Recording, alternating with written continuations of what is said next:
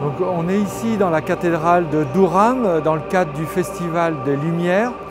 Et l'installation Complex Meshes, en fait, c'est une nouvelle création qui investit non pas des espaces comme j'ai pu le faire à Casablanca, au sol, mais là, l'idée, ça a été vraiment de s'emparer de la voûte, de la nef centrale de cette cathédrale.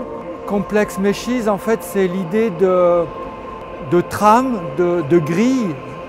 Et cette trame, en fait, quand les gens traversent la nef centrale, en fait, ils étirent cette trame et du coup, ça ouvre des perspectives, mais c'est aussi un peu comme des cartes du ciel.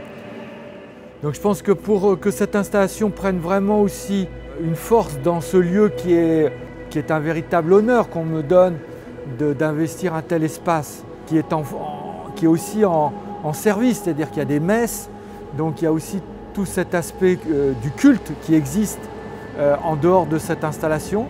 Et donc c'est vrai que j'ai demandé à Jacopo Baboni Chilingi, qui lui-même aussi a fait déjà des concerts dans des églises, et donc il a créé vraiment une musique aussi, je pense, à la fois qui est enveloppante et qui aussi donne une dimension, j'espère en tout cas spirituelle, mais en tout cas une élévation qui permet aussi aux personnes qui viennent de s'asseoir et de pouvoir à la fois avoir médité sur le monde dans lequel on est.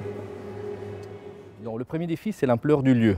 On ne peut pas négocier l'acoustique dans un lieu qui est aussi important et qui a un passé culturel aussi important. Donc le choix musical a été fait par des textures sonores en partant d'échantillons de voix relativement courts, de quelques secondes, étirés avec des techniques de numérisation particulières que j'ai mis en place, qui permet de créer donc des nappes sonores particulièrement lentes et particulièrement adaptées, je trouve, au lieu, parce qu'il y a un mélange permanent entre la voix et les sons électroniques.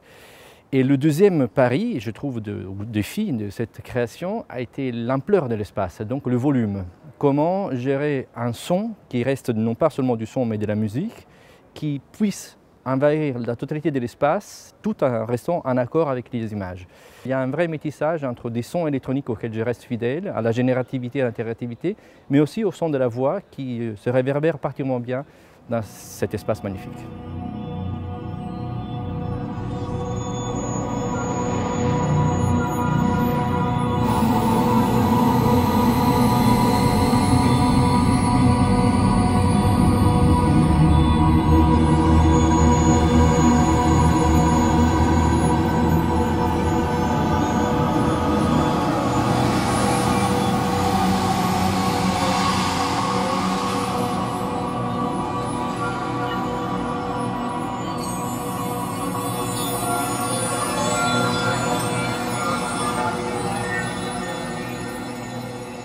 Miguel est venu visiter les lieux, il lui a semblé plus intéressant de faire une projection non pas au sol comme il l'avait déjà fait, mais plutôt au plafond.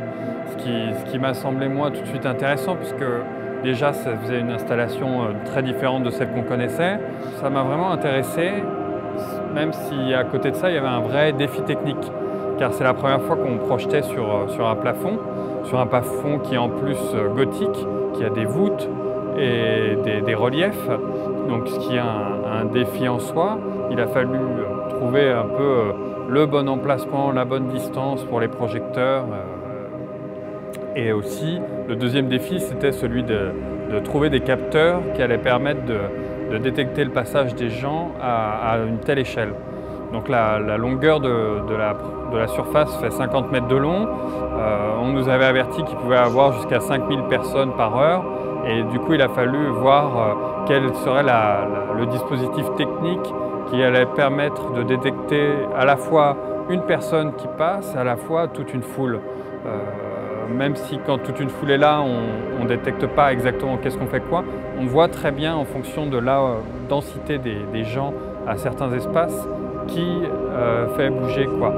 Le troisième défi, c'est que c'était aussi un nouveau logiciel.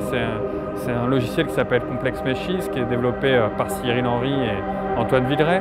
Et c'est un tout nouveau logiciel qu'on présente pour la première fois, qui a aussi, non seulement son nom l'indique, mais c'est un logiciel vraiment complexe avec des possibilités infinies.